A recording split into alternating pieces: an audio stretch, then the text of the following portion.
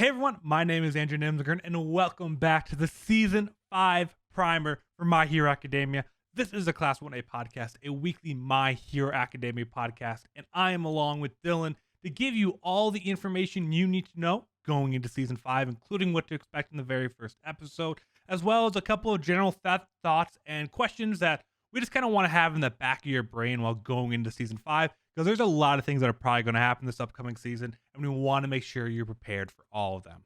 But Dylan, we are less than 7 days away because it would have already been out at this point for like 8 hours as of time recording next Saturday. Yeah, it's I don't know. It's we've been waiting for it for so long. We've been talking about this, I think probably since like October of when they first started showing some of the early teasers, just being so incredibly excited for it. And man, the hype is real. I'm excited for it. I'm ready for it just to air already. Absolutely. And for those of you that don't know, it has just been me and Dylan for a while because we had our third co-host take off. He was joining the military for a little bit, went through the basic game training and all that. But it does sound like James Graham will be joining us back for episode one, hopefully, but if not, for a majority of the next upcoming season. So that'll be even more fun to get him back in the mix as well. But let's just kind of jump right into it. And the first thing we want to give you is all of the information about how to watch it, where to watch it, all that kind of stuff if you didn't know already. So, per normal, it's going to be on Hulu and then Funimation. It's always been on that. This year will be on Crunchyrolls now that that's been absorbed by Funimation. And that's going to come out at 1:30 PST. So, for all you in California, Nevada, like me and Dylan. But if you're on the East Coast, it's going to be about 4:30. So, it's going to be early if you want to wake up and watch it right away. Otherwise, you can watch it in the morning. And then our episodes will be coming out at about 10 to 10:30 a.m. PST on the same day. Yeah, and if you don't have any of those subscription services, maybe if Funimation would have sponsored us, maybe we could have shilled them out a little bit more. But if you don't have any subscription services, if you go to certain websites, certain ones that are maybe called Nine Anime, and you watch it there, that might be fine too. I guess that's one way to get future sponsors, just being despiteful. But no, yeah. So with that, just to kind of a refresher on where season 4 ended. So the big thing for you guys that don't remember is the last little arc we had. We wrapped up the school festival and we went into Pro Hero arc, where we did get the new official top 10. We saw Endeavor's number 1. We met Hawks, and then they ended up going down and fighting the first high-end Nomu named Hood. So that's kind of where that fall. We had the very awesome moment where he's standing up. He won the fight. He defeated the high-end Nomu. But it did kind of open up a couple of questions that a lot of people want to do, and I guess a couple of other things is we haven't seen the League of Villains in a while. We saw Dabi very, very briefly at the end of this talking with the Nomu. Outside of that, the League of Villain has not been seen for a while. And Deku, at the very last moment of the season, woke up in a sweat with the windows shattered. Is there any other like kind of little threads from season 4 that we should touch on? I know Bakugo and Todoroki are super close to getting their license. But I think they had like one or more class they need to take at some point, which I'm sure will happen this season. But outside of that, is there anything else we need to follow up on? No, I think that's like the big major stuff that we left off on. Yeah. So with that, that does open up a couple of questions that we just kind of have, or a couple of thoughts for season 5 to kind of keep in the back of your head that we don't necessarily have the answers for right now, but we're super, super curious about. And I think some of these are going to kind of go over with the YouTube video that we did a couple weeks ago. It's the top 10 things like non-spoiler that we're looking forward to in the season 10.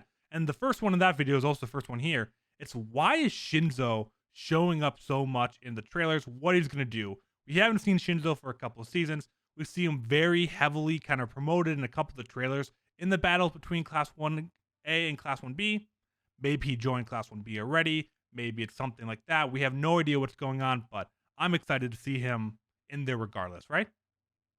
Yeah, I think like the easiest way to kind of explain it is probably someone might have been missing. I didn't count everyone in class 1B, but I think it's probably either the missing student and kind of acting as a villain, or maybe you just joined class 1B.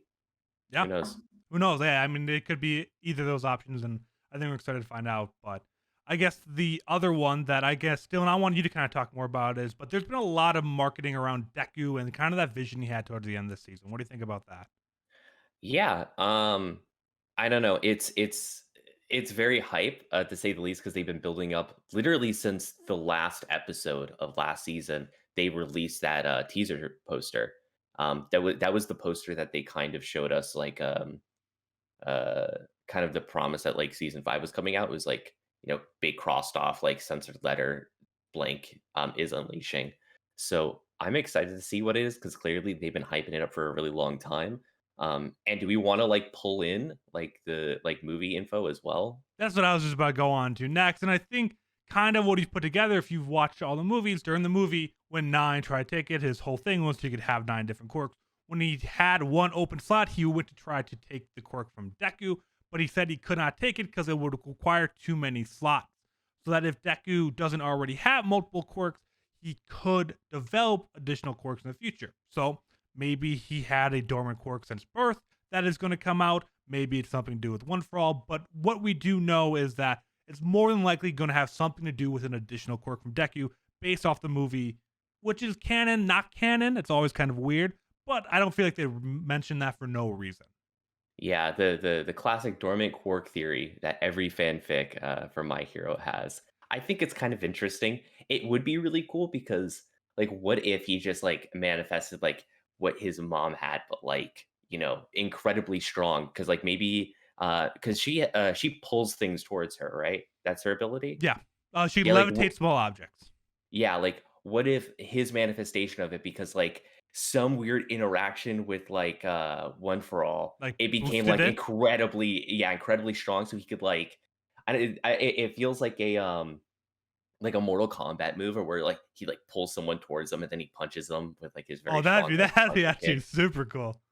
Yeah. I think it's I know I'm really hyped for it, like to figure out like it's a very mysterious thing, and I'm ready to dive into it and figure out like what's going on. And there's clearly gonna be some sort of reveal at some point, and I'm ready for it. No, yeah, I absolutely agree. And then I guess the next one is just learning more about Hawks. I mean, we got him in the movie a little bit, and everyone seemed to think he's a very big deal. He's obviously number 2 hero. He's super young and all It's that, but cool.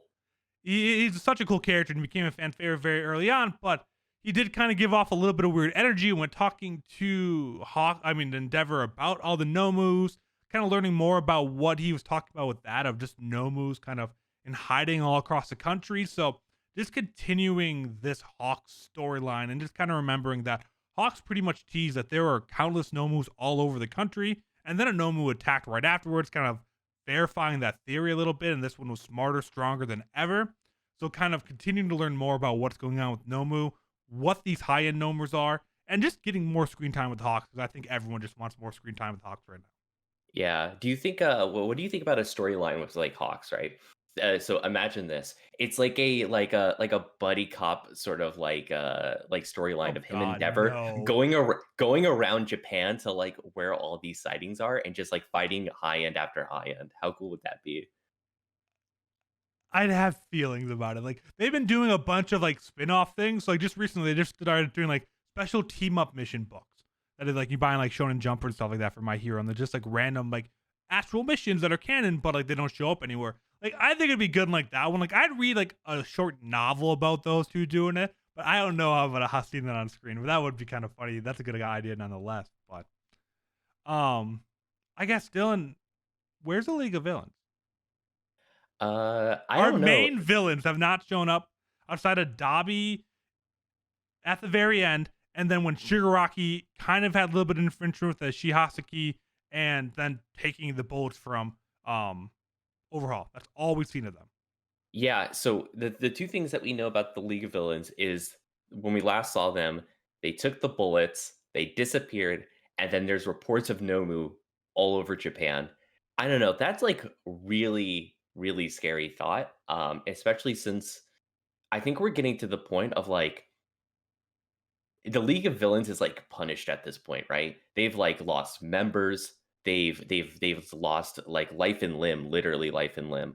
Um, and I'm really afraid that they're going to come back with like a vengeance because at the beginning of My Hero, I think very purposely they were like kind of like comic villains, like very like they were kind of funny. Shigaraki was like over the top and like talking about like video game references and stuff. Mhm. I think at this point it's like more dark and gritty. Like they've seen like, oh, like this is like what fighting against heroes is really like. And I feel like they're gonna be coming with like a vengeance. I'm like kind of afraid for this to see how that manifests. It feels about time for them to get a power up. And I think the bullets could be part of that. These high and Nomu could be part of that. But Deku's at 25, 20%, something like that. He has the air blast. Bakugo seems to kind of be turning a corner that not only being skillful, but kind of being a little bit more down to earth. Todoroki, I mean, Kaminari, I mean, Kirishima even got a big power up last season and seeing how much stronger he is. Tokiyami was working with Hawk, so I'm assuming he's more powerful at this point. I mean, you see everyone in Class 1A getting more powerful. We get introduced to a ton of new characters in the top 10 episode that we've never seen before, all assuming they're super, super strong because we had Kami Woods up there as kind of the one person that we knew outside of Endeavor, and he was like five. So there's people stronger and weaker than him, but all in that same power category. So it feels like even with the loss of All Might, that the heroes have kind of gotten a bolstering on their side, that the students are getting stronger and all that. But outside of the high end, we haven't really seen much of that from the actual League of Villains members. Season 4 only really kind of spelled disaster for them instead of any kind of success. So I agree that it will be intimidating seeing when they come back, and I hope they're a big part of the season because I loved Shihatsuki, but you definitely kind of see the setting up of Deku and Shigaraki kind of having that big showdown at some point, and I'd like to see that kind of get moving. Yeah. What other questions do we have this season? I mean, there's a whole bunch of things. I mean, obviously, just overall excited to see all of Class 1B's quirks and seeing Class 1A fight again because we didn't get to see a lot of people last season, too. That's just another one that it's not necessarily a question going into the season, but just something I'm excited to see is a ton of new quirks or kind of levels up of quirks that we haven't seen in a while. hmm Yeah, I think it's gonna be interesting because we didn't spend a lot of time with Class B, but we might get the same kind of like power jump, right? As Class 1A. Like relatively, they should be kind of close together in terms of power levels. So wondering how they kind of balance that out. If maybe just inherently Class B has some like pretty strong abilities that can go against Class A, or what they're gonna do there. I think they almost have to, considering I think most people agree that Class 1A has probably the top three heroes in like a 20 years. The top three heroes are in Class 1A right now with Todoroki, Bakugo, and Deku. So there's either going to have to be really good teamwork over there, or they're coming up with strategies specifically to tackle these super strong members, or something kind of like that. But I mean, because we know how strong three of them are, and I'm assuming they'll split them up just to make it a little more interesting. But I'm very excited to hear about that. But I kind of feel like that's a good point to kind of transfer over and talk about what we're expecting in episode 1. So before we started recording today, or even before today, like yesterday, we're thinking like, oh great. So like we just hope that episode 1's not going to be a recap. Like let's just jump straight into it because every other season of My Hero, the first one's been an anime original episode that's all filler and a recap.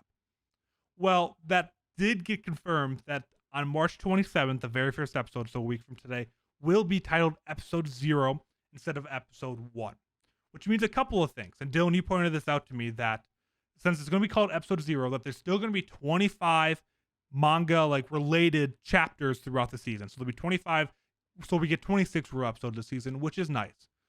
But also, what reading about it when they're calling it Episode 0 is yes, it's going to be filler and a little bit of a recap, but they're also going to be introducing the third My Hero movie and kind of maybe not introducing everything that's going to happen, but at least giving an idea of what it's kind of tying into, similar to the one filler episode where they did like the bank robbery example in season 2 or 3 when they teased that movie. So I'm excited to see that, and I think I'd rather them do that at the beginning of the season with the filler than having a recap episode and then a movie episode in the middle of the season, right? Yeah, I agree with that format, especially since like we're already inherently delayed in when we get to see the movie because it comes out in Japanese theaters and then it takes forever for us to actually get the watchable thing. So continuity wise, like we don't get it when we need to. So it just makes sense. Just throw it at the beginning, give us like plant the seeds that it's coming, and then just leave it at that. I really like it. I'm glad it's not taking up an extra slot. I'm glad we're getting some sort of new stuff in it. So Yeah. I'm overall happier than what it could have been. I think it's the best case scenario for a filler episode. Just a 22-minute recap episode with a little bit of a baby plot in there about some photographer. I think this is going to be a little bit better. At least we get teasing from the movie and get a little bit of hyped about that. And you get to see that. And maybe with it having some tied in movies, it might have a little bit more quirk action or something like that than just a plain recap episode. So we'll see. But I think this is the best case scenario. But with that, that means that episode 1 officially is going to be coming on April 3rd. So it's going to be about 14 days away from day of recording. This is what, March 20th. So we got about 14 days before, but still incredibly hyped for episode 0. I'm very curious to see what the third movie is, because I don't think Horikoshi originally planned on doing, because I think we've talked about this before, that the second movie, The Heroes Rising, was originally going to kind of be a ending to the series. Is going to feature more Yeah. Shigaraki and stuff like that. So he never planned on doing a third movie, and he's expanded the series way past that. So I'm curious to see what ideas he has for that, and hopefully it continues a trend of movies getting better. But once we see episode 0, I'm sure we'll talk about that plenty next week and kind of what our thoughts about that movie is going to be. And we will have lots of thoughts about any My Hero movie. Yes, you guys always do. But I guess with that, the one last thing I want to talk about is just kind of what season 5 is going to look like for us as a podcast. Obviously, now that season 5 is about to start, we're going to be going back to our weekly episodes being all about the episodes that come out each Saturday. So it's going to be a similar format to season 4 if you're here, but if you weren't, let me break it all down to you. So we're come in, we'll do the random, hi, my name is Andrew, this is Dylan, blah, blah, blah, all the fun introduction stuff and the memeing around about that. And then we're going to go into about a 3-minute-ish recap of the episode. I'm just going to kind of talk through some of the big points, and then me and Dylan are going to give, and me, Dylan, and James, whoever's on the episode, is going to give our general thoughts about the episode, if we liked it, what we didn't like, anything kind of like that. And then from there, we're going to kind of go to a little bit more of a formatted one where we're going to talk about some big points going on there. So if there's a really big fight, we'll talk about that little section there. And then we'll go on to the next topic and next topic. So be a little bit more topic based, unlike our normal conversations that are just wherever the hell we want to go. So Yeah, we're just blasting stuff out. Yeah, so it'll be a little bit more structured, which is new for us. So we hope that it just makes it a little bit easier, and we'll do timestamps such as that to kind of jump to things that you really want to talk about. If you want to jump back to it, like, oh, great, they talked about this fight scene here, and you can go through that. And then from there, we're going to pick back up with our Plus Ultra Reward and actually track it this time. So what our Plus Ultra Reward is that each time all the hosts on the episode are going to choose a character that went Plus Ultra, which can mean they did something really cool, they really emphasized character growth, or they're just their character to the max, whether they're doing something dumb, funny, whatever we want to be. We get to pick our own reasonings, give a short reasoning, and then each host will have their own Plus Ultra for that episode. And then we're going to track that and then kind of treat it almost like a popularity poll, as we'll give updates every so often of who's in the lead, who's got the most. And then at the end of the season, there'll be one final Plus Ultra winner that got the most throughout the season between all hosts. And then after that, we'll kind of do any last feedback, or just general announcements, things like that to wrap up the episode, and then see you guys next Saturday. So, Dylan, anything you want to add to the format or anything you want to talk about for this? Yeah, I think this season is going to be pretty exciting because folks are going to be able to listen or watch us in more places. So, for all the podcast listeners out there, we're on all the same podcast platforms: Spotify, iTunes, Google Play, all those really awesome things. But we're also going to be on YouTube as well. So if you want to see our wonderful faces, if you're not already watching us on YouTube, we're also going to be at youtube.com/class1a. Absolutely. And then I think we've mentioned a little bit, we are going to continue on with Vigilantes. So that will be every bi-weekly. Dylan will be tackling that, and that will be going on this main feed here, as we've already gone through so far through the series. And for those of you that have been listening along with that, we want to make sure you're still able to get that on the podcast feed. That is also be going on YouTube. And alongside with that, I am continuing to do my manga recap weekly for the current chapters, which will be on YouTube exclusively as well. So we're going to have those 3 pieces of content coming up pretty consistently.